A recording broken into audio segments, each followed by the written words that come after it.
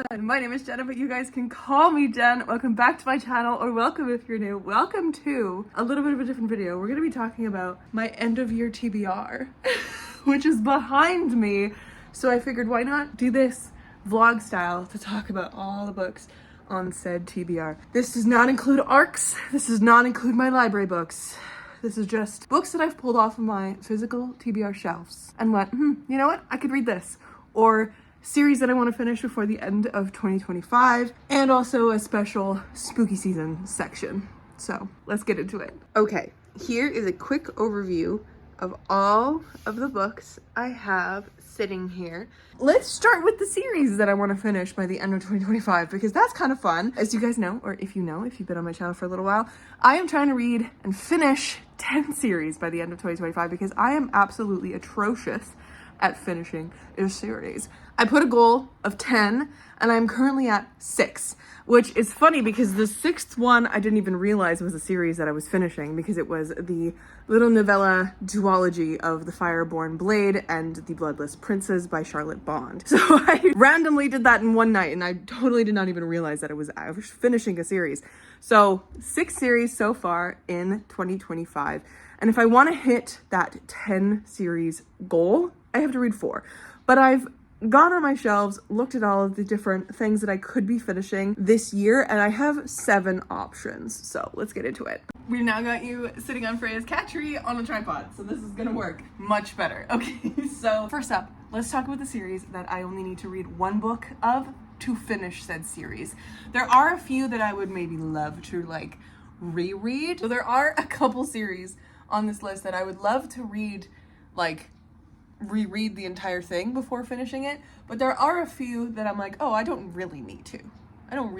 I could just read the 3rd book. If I put you on the cat tree, are you gonna knock over my tripod? Is that gonna happen? Oh, yep.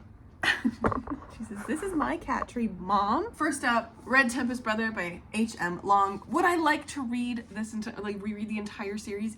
Yes, absolutely, because Dark Water Daughter is one of my favorite books ever, and I love Hannah Long so much, but I don't need to get into this 3rd one, I don't think, because I remember enough of the other ones. It's just a matter of like, do I want to reread the entire thing before finishing it? You know? I don't need to though, but this is the 3rd and final book in this series of amazingness. Pirates, storm witches, it's so fantastic, and Samuel Rosser is my favorite human being. We also have A Fire Endless by Rebecca Ross. This would finish out this duology, and I think I remember enough about the first one to go into this one. This would be probably one that if I start reading this one and I realize that I don't actually remember enough to keep going, that would be totally fine, and I would just reread the first one in the series and then go to this one. But this one also would be perfect atmospheric times for this time of year, I believe. I love it. What I remember of the first one is that it is about a bard who is called home because there's a bunch of young girls going missing, and this person who calls him home ends up being his like childhood, used to be best friend, ended up being like enemies kind of a thing. And she calls him home because she believes that he can help find these kids by like playing music to the spirits of their little tiny island. So it's a little bit of a mystery. It's interesting. There's a couple love stories happening in the book. There's the main character, obviously, and then there's also a couple side characters, and I love their romance so much. It was so sweet. So I'm excited to get back into this world and to see how things pan out in the 2nd book. Then we have one that is a for sure, I just need to read this book and I'm done with the series. It is Emily Wilde's The Compendium of Lost Tales. It is the 3rd and final book in this series, the Emily Wilde series by Heather Fawcett. I love this series. It's so cozy, so sweet. I really love Emily and Wendell. They're so fantastic. And so I'm really excited to get to this. I really, really liked book 2 of this series. Book 1, I could take it or leave it. I probably could reread it and have like a different opinion because I feel like it was when I was reading that book that my opinion was kind of mid on it, but I would really like to read this and finish out this trilogy. And then finally, something that is actually going to finish out a video that I've been working on all year, basically, is the 3rd and final book of Megan E. O'Keefe's The Devoured Worlds trilogy. This is The Bound Worlds, the 3rd and final book of The Blighted Stars and then The Fractured Dark. I absolutely love this series. It is one of my favorite sci-fi series ever. Love book 1, love book 2, and I'm so excited to go to book 3. Why I haven't picked it up in a while is because I just haven't really been in the mood for sci-fi, but I have a feeling it's coming back. So this one's gonna be finished soon. And then my series video for this will also occur. Anyways, the next series are ones that I would like to reread the whole series to finish because I don't remember a lot about book 1. There's also one, literally right now, this trilogy that I have not yet read book 2 of, which is The Surviving Sky by Kritika Rao. This third book, The Enduring Universe, just came out this past week, and I'm so excited to finally have this in my hands. I loved The Surviving Sky when it came out, and when I read it, I believe it was early last year when I read The Will of the Many, around that same time. It's like N.K. Jemisin meets Exandria Unlimited Calamity. It's such an interesting look at like fantasy worlds, but focusing so heavily on like a married couple and their problems. It was just really interesting. I've never read anything like it, and I cannot wait to see where it goes from here. But I would love to reread book 1 to really get my mind wrapped around the story and the tone and the world building and all that kind of stuff, because a lot of it went over my head the first time I read it, which is fine. I love reading books like that, where when I read it, I'm like, I don't really understand everything. It's a lot of like R.F. Kuang, but we have a cat trying to get up on her cat tree again. So if we're shaken, that is why. Hi, sweetness. Just sit down. Just sit down. So like reading R.F. Kuang's like Catabasis and stuff like that is along the lines of like, I don't understand half of what they're saying, but I'm having a good time. That was kind of me with this, with Aravin's magic and powers in here. Wasn't really understanding it, but everything else was really cool, and I loved the story. So I cannot wait to complete this. This is a definite maybe, a definite yes for completing this year, because I really want to read this. And then we have 2 duologies that I would love to reread the book, the first one up, and then read the second one, you know? So we have one that I've just picked up both books of very recently, and that is The Jasad Heir and The Jasad Crown by Sarah Hashem. I really enjoyed The Jasad Heir when I read it previously, but it has been so long, I do not remember much about this, other than I really enjoyed how it was an actually properly done enemies to lovers book, because my god, there are so many romanticies out there that claim they're enemies to lovers, and it's basically just insta-lust. I hate that. I hate it so much. This was really good, and also the politics in this world, so cool. I cannot wait to reread The Jasad Heir and then go into The Jasad Crown. Also, these are just so delightfully chunky. This is why I love Orbit so fucking much. They are my favorite publisher. Okay, that is just a thing. They create fan-fucking-tastic books in general, but also the quality of their paperbacks. Just like, oh, I just love it, I love it so much. They should always only ever create paperbacks, in my opinion. I love this. I don't remember a lot about it, to be honest. An unmissable tale of shattered kingdoms, forbidden magic, and cunning royals unfolds in this Egyptian-inspired epic fantasy debut, and then the duology conclusion. I'm so excited about this. Like, and then finally, we have this duology, which is the Weavers of Alamaxa duology, starting with The Daughters of Istahar, and then finishing with The Weavers of Alamaxa by Hadir El-Spy.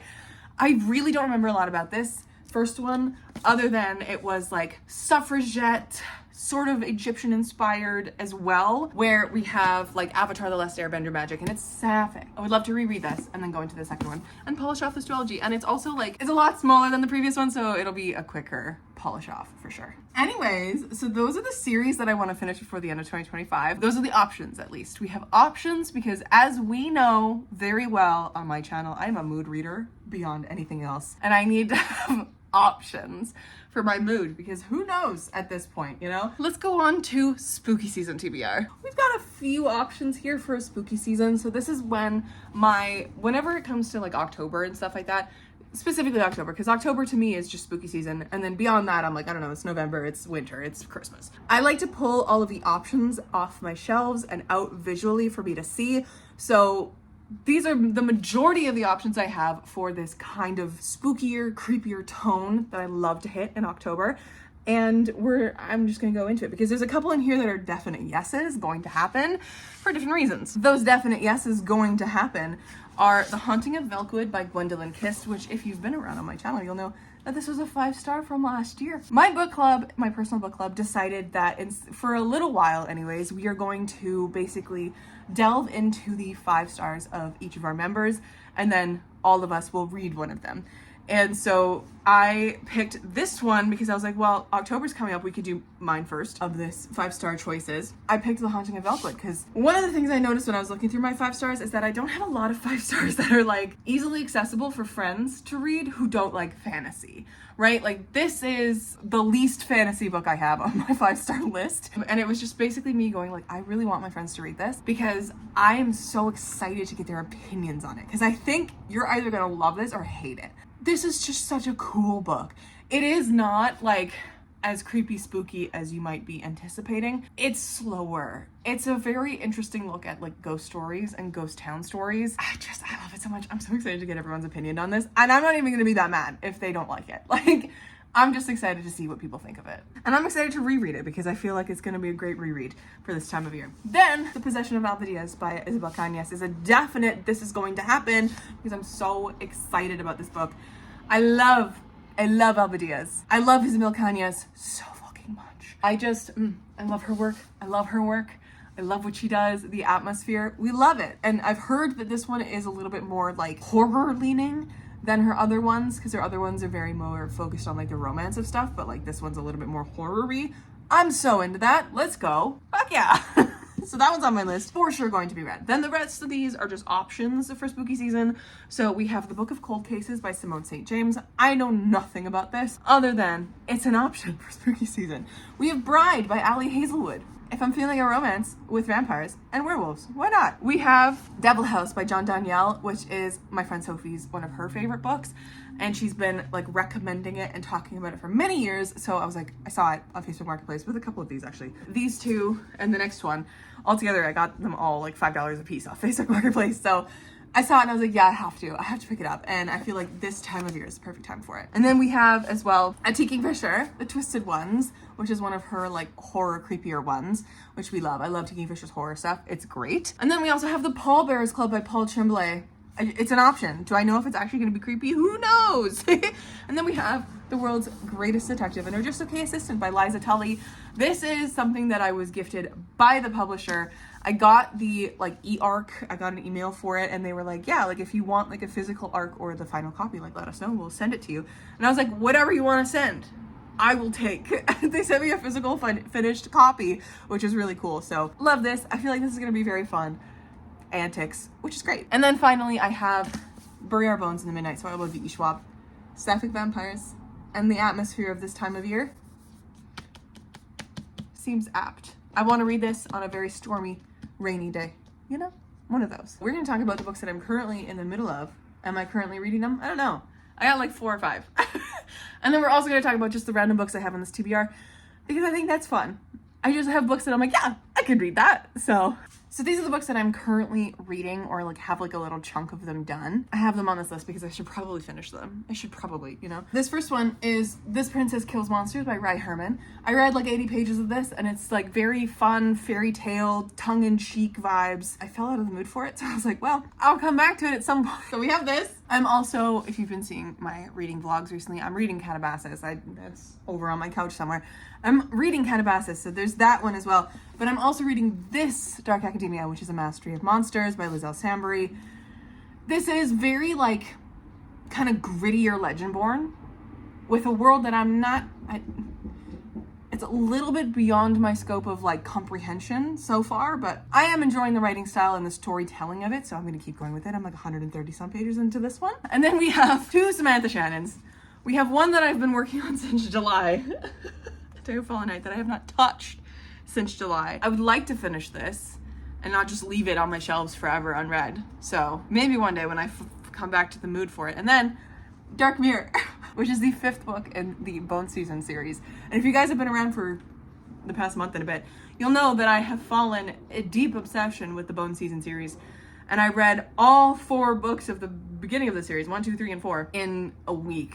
And then I got scared with this one because this is all I have until the next book comes out. And I think the next book is coming out in 2026. I don't know.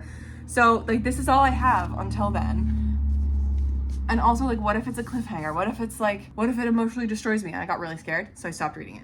But I would like to pick this back up again because I do absolutely love this series. We'll see how this one ends, but yeah, Dark Mirror as well. All right, so other than that, here was just some random books that I have. I got 7 books that are just like, yeah, I could read that. Or they're like recent acquires onto my shelves, either from my birthday or just from me buying books that I would like to read. That's really what this is. It's just possibilities. We got The Delicate Dream Making District by Mie Lee. translated by Sandy Jusung Lee. This is so cutie. I am gonna save this for a winter day when I want just a quick cozy read because these are delightful. I loved the first one, the Delicate Dream Department Store, so I'm excited to see where the second one goes. They're so cutie, and I love these little squat hardcovers. They're so fun. Then we have an Octavia E. Butler. We got Wild Seed. This is from her Patternist series. I remember looking up different Octavia E. Butler books I could read and like what order things to read in. And this Patternist series, you can read it in chronological or in release order. I believe this is chronological order, the way that I picked it up. I'm not entirely sure. I'll have to look into it again to like make sure I'm reading it in the right order after I read this one. But this is where I chose to start. And so I would like to read Wild Seed. Do I know anything about it? No. All it says on the back is 2 immortals chase each other across continents and centuries, binding their fates together and changing the destiny of the human race. Then I have another romance that is like, I have so many of her books and I have only read one of them so far. But it's Hannah Bonham Young's latest release, which is People Watching. This is the Indigo version. We do not support Indigo in this household, but I had a gift card for my birthday, so I spent them all in one fell swoop and bought a couple books. And this is one of the ones that I picked up because I just love this green.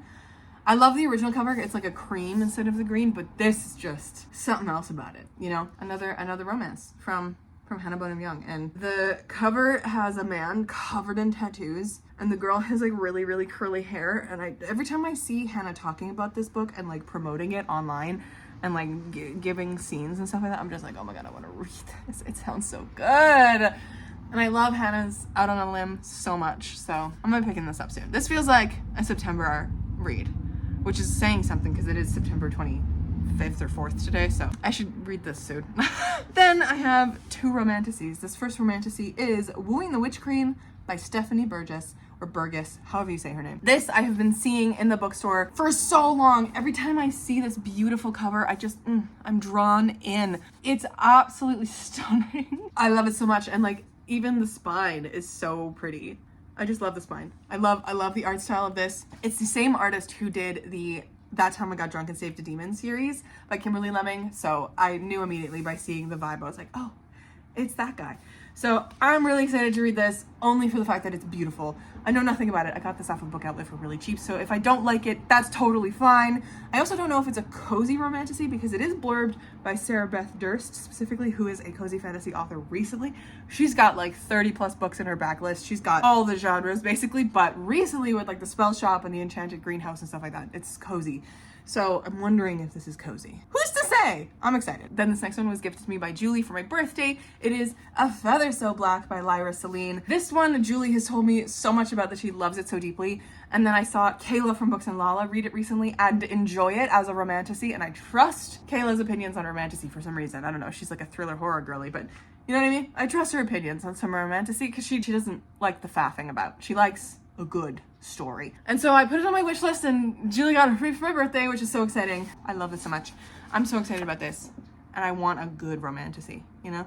I want something enjoyable and delicious. And then we have House of the Beast by Michelle Wong, which is a book that I picked up very recently with a gift card. It was a little bit of a wild card choice because I have been seeing this. This book is so beautiful. Look at the sprayed edges first of all, or stenciled edges, I guess. Absolutely stunning. And the end papers, fucking gorgeous. The inside dust jacket, Gorgina. And then the actual hardcover, the boards, the hard boards. Look at that shit. Obsessed. This is published by Harper Voyager, so I was like, okay, I don't know if I am gonna love like the look of the paperback when it comes out, and I kind of want to read it now. Also, Michelle Wong is the illustrator she's one of the illustrators for the Legend of Korra and Goosebumps graphic novels. I'm excited about that. Like, fuck yeah, let's go. I have hopes for this one. Are they high hopes? I don't know.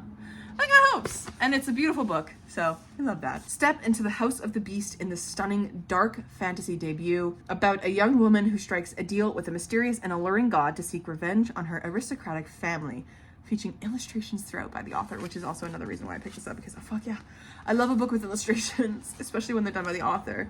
Oh, these end papers are just fucking stunning. I'm obsessed. I love a beautiful book. Even though this was $42, it was basically free because gift cards. And then finally, the last book I'm going to talk about on this TBR is The Tainted Con by Taran Matharu. This is the second book in his Dragon Rider series. The first one, Dragon Rider, this is actually probably called something else. Oh, you know what? This one's also blurbed by Sarah Beth Durst, and these are not cozy. So maybe the other romantasy is not cozy, but we love that Sarah Beth Durst is just blurbing everything. It's called The Soulbound Saga. So I'm excited to get into The Tainted Con because the first one, Dragon Rider, felt like an adult Aragon, and I loved it so much. It was the first book I read this year, so I would like to pick this one up before I forget about it. Because you guys know my memory is shit.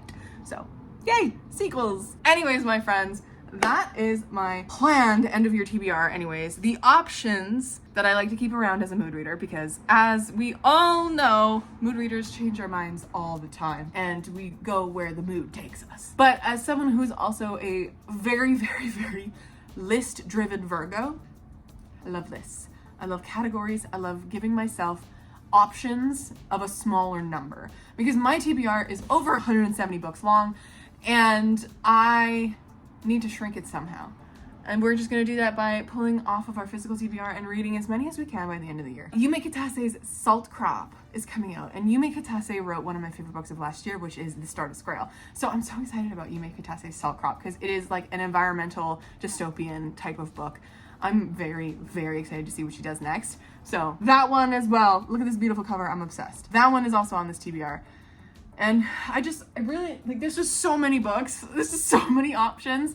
But I'm so excited to see what I do end up reading for the end of the year. So definitely follow along. Stay tuned for my reading vlogs, all that good stuff. I'll catch you in another video very soon. Oh, I know. I'm just bothering you. Stay kind and keep on reading. Oh, you're such a sweetie. You're so photogenic. Look at you. You're so pretty. You're so pretty. Oh, you wanna? Oh, okay. Okay. Okay, bye.